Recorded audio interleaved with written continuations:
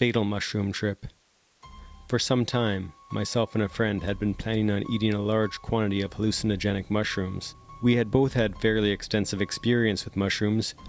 Usually we ate 3 to 5 grams at a time. This time, we decided we would both try to eat 7 grams. When we picked up the mushrooms from our dealer, he warned us that he had gotten a new batch which no one had tried yet, but he was told that they were very potent. We purchased 7 grams and went back to my place to eat them. After devouring the mushrooms at my place, we decided to head over to a friend's, who was having a small party that night. While we were driving over, we could both feel the mushrooms coming on pretty strongly, so we decided to stop at a park on the way to have a little break and trip out in nature for a while. After this point, things got pretty vague, and I don't really remember exactly what happened. All I can remember is feeling the mushrooms coming on really strongly when we parked the car, and telling my friend that maybe this was a bad idea to eat 7 grams.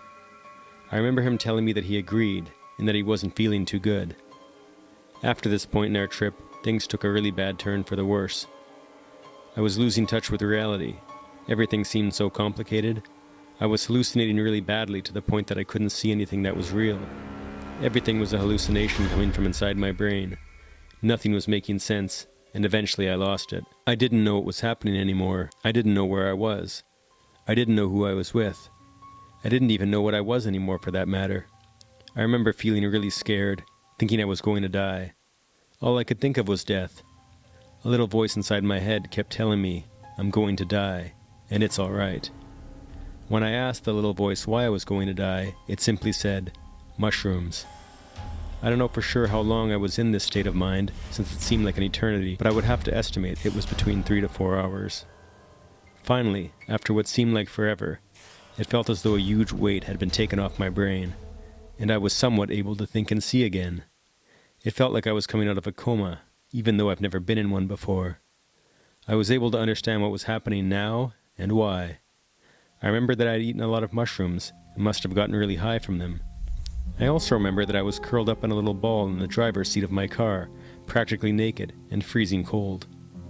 I figured I must have taken my clothes off at some point in the trip, but I can't remember when, or what I had done with them. Then I remembered that my good friend Luke was with me, but he wasn't in my car anymore. I had no idea where he went. I just sat there in my car, naked, freezing cold, and in shock for a long time.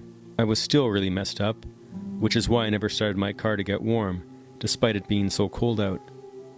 I would have to estimate that I sat there for another 2 to 3 hours. I finally started to feel more normal, so I motivated myself to try and find out what happened with my clothes, and what happened with my friend Luke. This is when things went from bad to indescribably horrid. I got out of my car and walked around it in hopes of finding my clothes. To my astonishment, I found Luke curled up in a ball, naked in the snowbank beside my car. He was totally white, and when I called to him he didn't respond. I knew he was dead almost instantly, but it took several hours for me to come to grips with it. I sat in my car until sunrise, crying, thinking awful thoughts that I don't even want to mention. Then I dialed 911 on my cell phone and told my story to the very kind lady on the other end of the line. The mushrooms didn't directly kill my friend. It was hypothermia. If he hadn't been so looped out of his mind like I was from the mushrooms, he would never have gotten himself in the position that he did. I am very lucky to be alive today, as I could have very easily died from hypothermia as well. The police and paramedics figured that the car must have retained some of my body heat to keep me alive. Or maybe I started the car at some point in my trip, and I just don't remember. Since the trip, I have had severe emotional problems, and I am getting therapy right now. But it hasn't really improved my emotional state at all.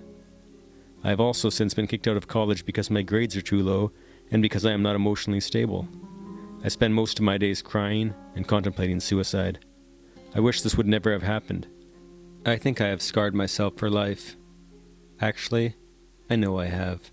I guess the lesson from all this is, if you're going to do drugs, be sensible, know your limits, and always have a sober sitter around, just in case.